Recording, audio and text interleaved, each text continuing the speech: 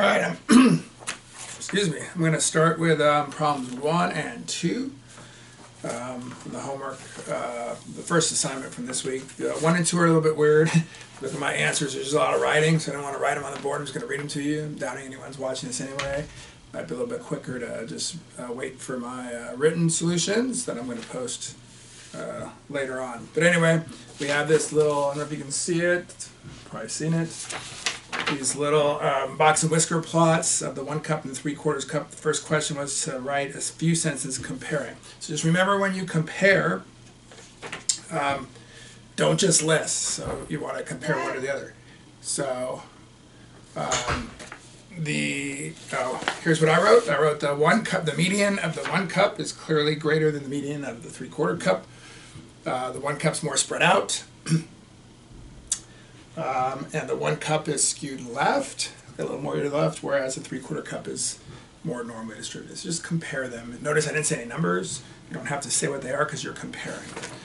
The second part of that question says, it was a little weird for this guy to analyze the 1/4 cup versus 3/4 cup, so he took the 3/4 cup and multiplied it by 4/3 to get a consistent way to gauge the two. And then the question says, what new information can you tell? And what happens, you can see on the second one, what happens is the medians look a lot closer, right?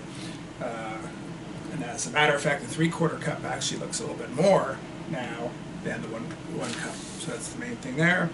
And then the next question was, how would you expect the mean to differ? Since this one's skewed left, that means going to be more to the left, which means this one's going to have more sugar content than that one, which is a little bit different than what you see when you look at it there. Yeah?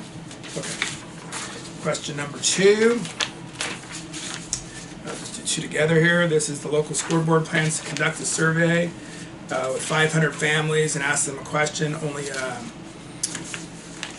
98 replied. So what's a possible consequence of the non-response bias? The main thing, very general, you don't have to be too specific on this, is that the people who do not respond may differ than the people who did respond.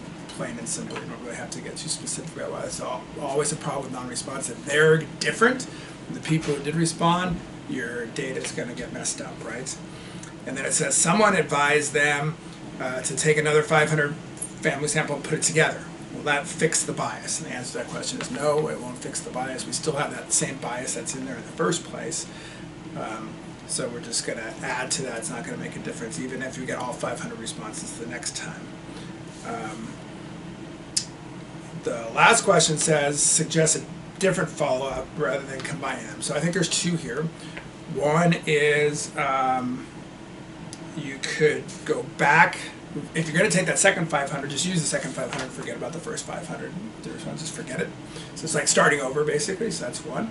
The second thing is you can go back to the original group and go back and ask the people who didn't respond and make sure they respond, so you cover all 500 of those people.